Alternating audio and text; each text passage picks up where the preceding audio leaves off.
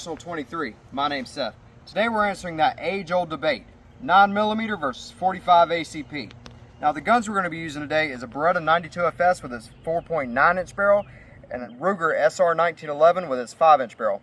That's a 1/10 of an inch difference. I think we can live with that. Now remember, we're not comparing the guns today. We're just comparing the calibers. Now the ammunition we're going to be using today for each caliber is Federal Punch ammunition.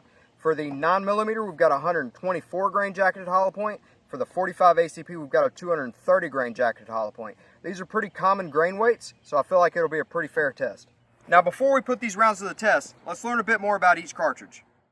Although the 9mm seems to be a much more recent development than 45 ACP, the 9mm cartridge as we know it today was originally developed by George Luger all the way back in 1901, a whole 3 years before the legendary American firearms manufacturer John Moses Browning developed the 45 ACP. Luger set out to improve the design of the Borshardt C93 pistol, and shortening the length of the cartridge it used was essential to perfecting the design. Shortening of the cartridge allowed Luger to improve the toggle lock action and incorporate a more ergonomic, angled grip. These changes led to the birth of the Luger pistol, which was the first 9mm firearm to be formally adopted for military use. The 9mm cartridge was given the formal name of 9mm Parabellum, a shortening of the Latin term Si vis pacem, Parabellum, which directly translates in English to "if you want peace, prepare for war." While Germany had already found their new pistol cartridge, the US was still performing ballistic tests to find theirs. The US military was displeased with the performance of the .38 Long Colt during the Moro Rebellion, so they began seeking a new cartridge with more stopping power. This led to a series of tests called the Thompson Lagard test of 1904. This was a 3-day affair, and depending on sources, involved shooting 24 live cattle, 2 live horses, and multiple human cadavers. The results indicated that .45 caliber cartridges were most effective, so the US military declared that the next military sidearm would be a .45 caliber. Although the military could have went with a revolver chambered in .45 Long Colt, they also insisted that the next sidearm to be adopted would also have to be of a magazine-fed, semi-automatic design. This led to John Moses Browning developing the Colt Model 1905, chambered in the newly designed .45 automatic Colt pistol cartridge, abbreviated simply .45 ACP. After years of trials and modifications to the design, the Colt model of 1911 was formally adopted, cementing .45 ACP as the new military pistol cartridge for the next 74 years. Eventually, the Colt 1911 was replaced with the 9mm Beretta M9, which featured higher capacity magazines due to the smaller cartridge diameter. But did the military make a mistake? Is the .45 ACP more effective than modern 9mm ammo? Hopefully, we can shed some light on that. Alright, so now that we know a bit more about each cartridge, let's hand them over to RJ, put some rounds through the chronograph, see what kind of numbers we get. So first up, we're going to run our .45 ACP through our 1911.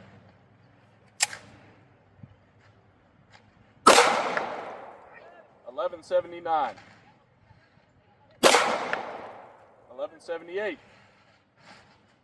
$11.77. Now we're going to test 9mm out of the Beretta 92FS.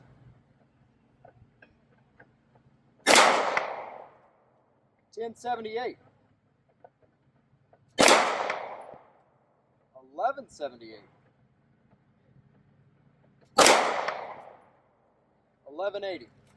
So due to that abnormally low reading when testing 9mm, another round was fired through the chronograph off camera, which gave a velocity of 1176 feet per second. Whether the low reading was chronograph error or just a defective round, who knows? But after crunching the numbers, our .45 ACP and 9mm gave identical velocities, but with the .45 pushing nearly double the grain weight gave a substantially higher energy output at 709 energy foot-pounds. The 9mm gave an energy of 382 foot-pounds, no slouch, but still significantly lower than the .45. But these are just numbers in a chart. Let's see if we can find any difference in performance through some other tests. Next, we're going to shoot some melons.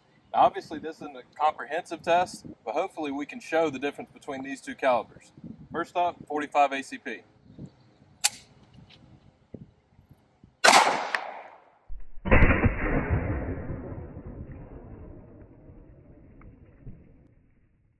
Now you saw the .45 ACP totally obliterated that melon. Let's see what 9mm does to it.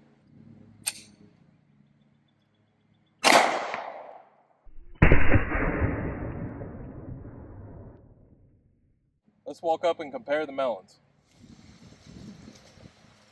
Now as you can see, both of these melons are completely obliterated. .45 ACP gave us smaller chunks, whereas 9mm still blew up that watermelon, but gave us bigger chunks. Let's move on to the next test.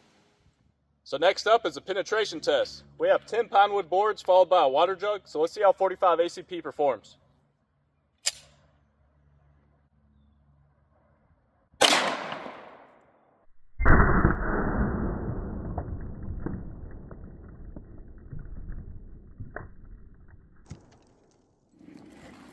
So looking at this damage from the 45, we punched through the first, punched through the second, completely obliterated the third, kind of started veering off on the fourth and the fifth. Didn't reach the sixth. We didn't find the projectile. All right, we got the 9mm. Let's see how it performs.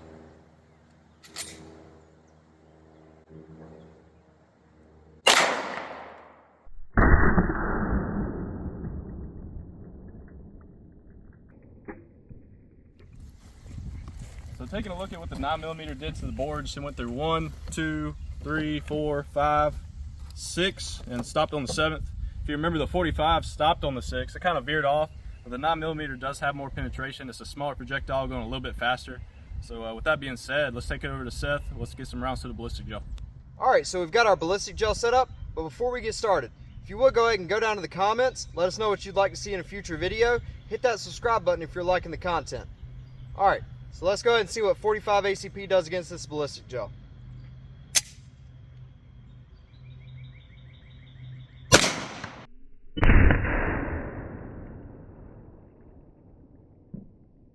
So I'm sure that looked pretty cool in the slow-mo. Let's see how 9mm stacks up.